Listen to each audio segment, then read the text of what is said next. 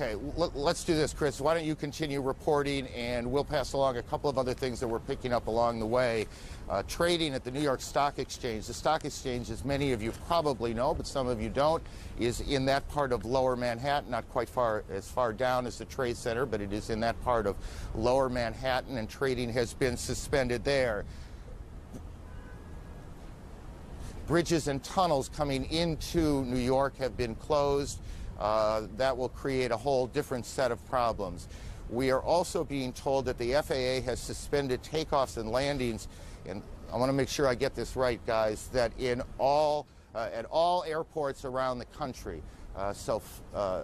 Air travel in this country has come to a halt this morning, as clearly people in government, police forces, fire departments are trying to figure out what exactly is going on. There are several now incidents that look, for all that we can tell, to be a major terrorist attack here in the United States.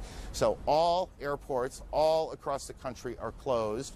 All bridges and tunnels coming into Manhattan are closed.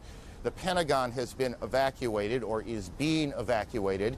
The White House is being evacuated. The president, who is in Sarasota today to make a speech on education, has spoken briefly to cameras and will shortly make his way back to Washington. They are checking out Air Force One now.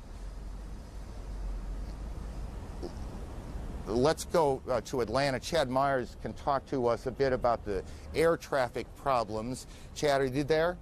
Aaron, yes. All of the airports across the country have been shut down. We started with Zone New York, which includes Islip, Newark, JFK, LaGuardia, all the way down to Philadelphia, and then IAH, Houston, and then San Francisco, and then LA. They were just falling like a deck of cards, and then all of a sudden the FAA just said, we're shutting down everything. All flights have been canceled for another 7 hours, which is about 5 o'clock Eastern time, and then we'll reignite there. We'll take a look what's going on after that. The probability of extension, as they call that, is high, which means even after 5 o'clock, the airports may still be shut down. We'll keep watching it for you here from Atlanta. Chad, and if you don't know, just say you don't know.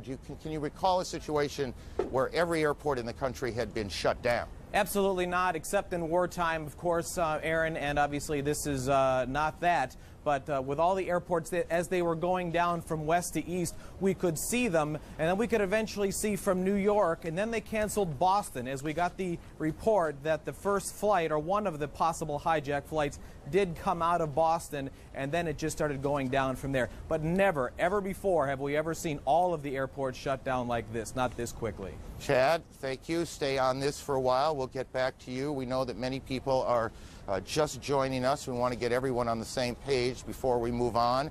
So one more time, let's go through the sequence of events. At about 8:45 Eastern Time, a plane crashed into the foremost of those towers that are the World Trade Center. That's Air Force One you see in Florida, the president on board.